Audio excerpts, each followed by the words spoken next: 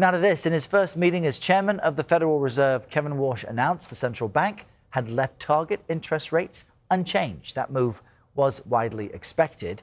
However, some policymakers signaled there could be a rate hike before the year is up.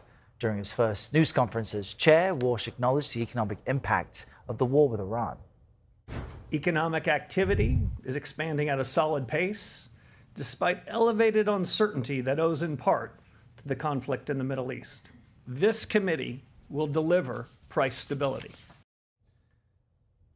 Akin Oyedele is a reporter for Business Insider and joins us now to discuss what all of this means for your pocketbook. Akin, good morning and welcome.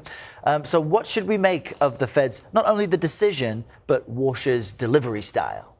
Right. Thanks for having me. It definitely is a new era for the Fed, is what Warsh, I think, intended to communicate yesterday. He came out with the shortest Fed statement that we've seen in a while, very brief.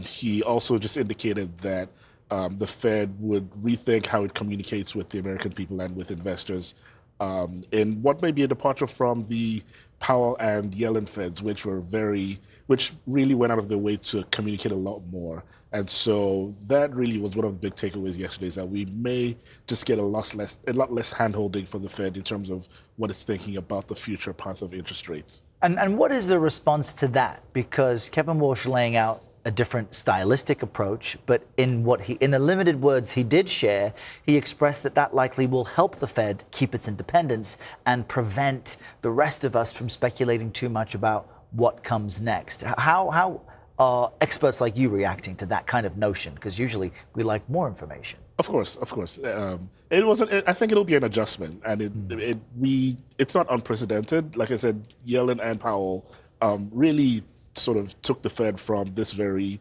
more closed off, slightly secretive group to one that communicates on a regular basis. So it will take some adjusting to just get back to the era when we didn't hear as much from the Fed on what it's thinking.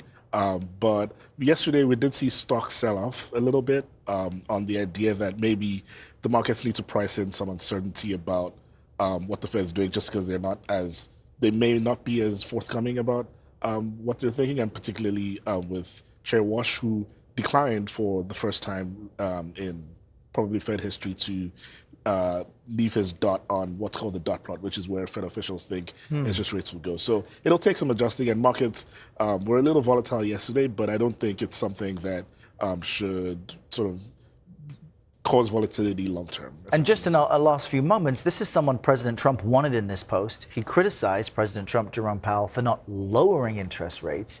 Warsh didn't hint that that's even a possibility. In fact, it may be the opposite. So what now is the relationship between the central bank and markets and the administration, considering the economy is hinting toward increasing inflation?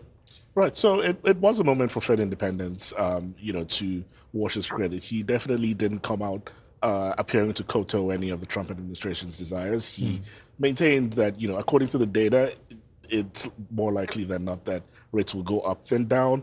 So that's an interesting dynamic, because we know that Trump really went after Jerome Powell for being hawkish, and now his pick, as was Powell, has come in and is essentially not saying exactly what the president wants to hear. And so we just need to watch and see whether Trump goes on the offensive again, but it's definitely interesting, and at least keeps the Fed independent for now. It's supposed to be a separate entity completely. We'll see if that holds up. Akin, great to have you with us this Thursday. Thanks for being here.